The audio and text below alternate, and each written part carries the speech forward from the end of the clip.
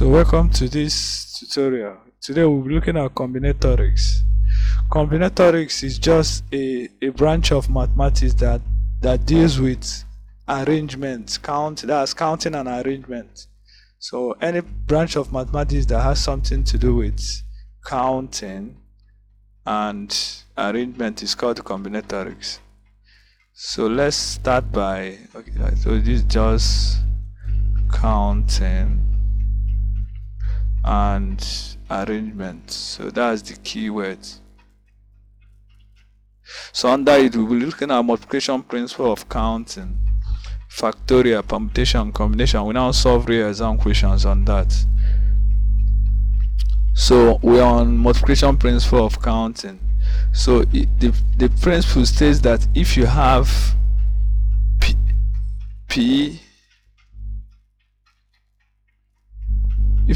p ways of doing a particular thing, and you have maybe q ways of doing another thing, maybe again r ways of doing the third thing. So we have the total way of doing everything is now p times q times r. So meaning that if you have p choices of doing one thing, q choices of doing another thing, and r choices of doing the third thing, the total way of doing that is now doing everything is p times q times r. So that's what you call multiplication principle of counting. Example, maybe if you have 5 shirts and maybe 3 trousers, so you might be asked how many ways can you dress in shirt and trouser. The total way of dressing that way is 5 times 3 ways, which is 15 ways. So that's what multiplication principle of counting is talking about. So let's go over to factorial. Factorial is just the product of positive integers greater than or equal to 1. Do you get? So once you hear factorial, it means the product of all the positive integers greater than or equal to 1. So we now use exclamation mark to denote that. So it's denoted by exclamation mark. So we are saying that n factorial is equal to n times 1, n minus 1 times n minus 2 down to times 2 times 1. So that's it, where n must be a number greater than or equal to 1. So that's it.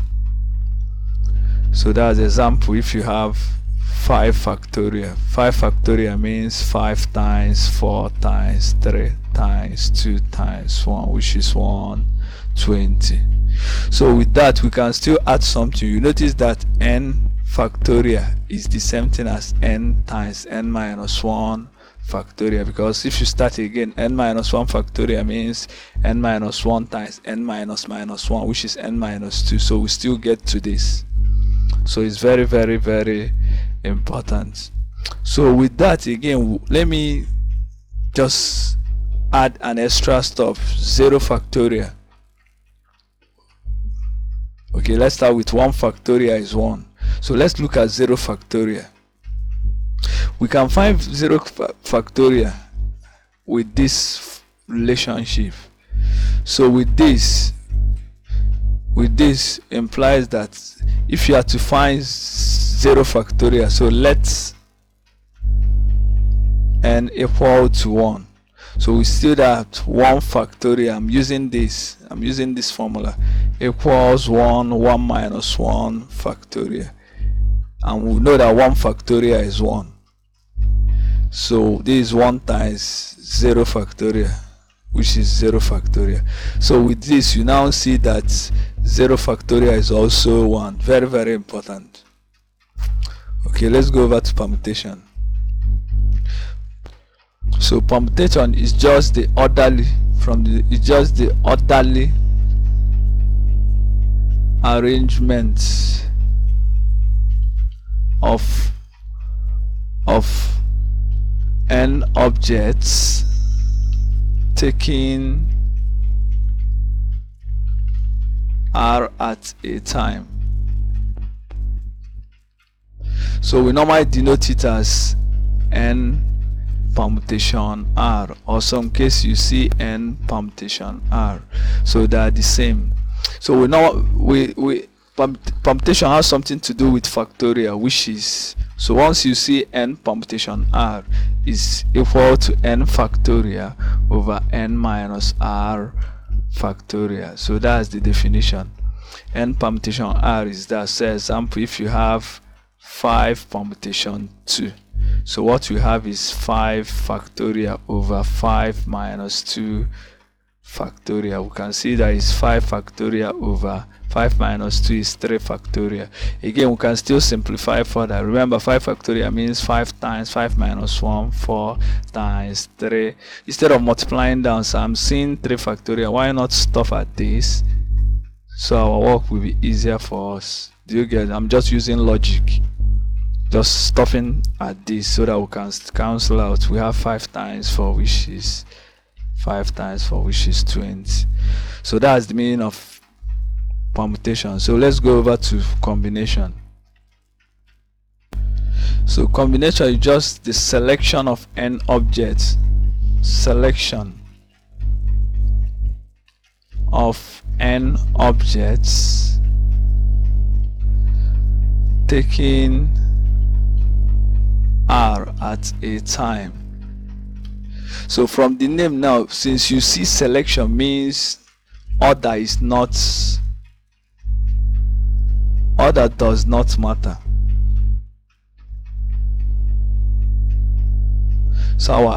So it doesn't matter whether you are selected further or not, but in permutation order matters. So that's the difference between combination and permutation. So we normally write it as n combination r, or we can still write it as n combination r this way, or you can still see it as this, as if it's a matrix. So that's the 3, or even some textbook you can see it as combination, that's n comma r. Even permutation you can still see it as p bracket n comma r, so they are the same. So I'm saying that permutation you can still see it as, you can still write this, permutation can be p n comma r. So anyway, they are all correct. So on this is always equal to n factorial over n minus r factorial, but we add a little more thing, which is r factorial. So what do you notice? In permutation you won't see r factorial in it. So example, if you have 5 combination 3, we have 5 factorial over 5 minus 3 factorial, and still multiply by 3 factorial. So we have 5 factorial over 2 factorial 3 factorial. So we have 5 times 4 times 3 factorial over 2 factorial times 3 factorial. So 3 of 2 factorial means 2 times 1. So 2 in 4 is that, we have 5 times 2. Our answer is 10.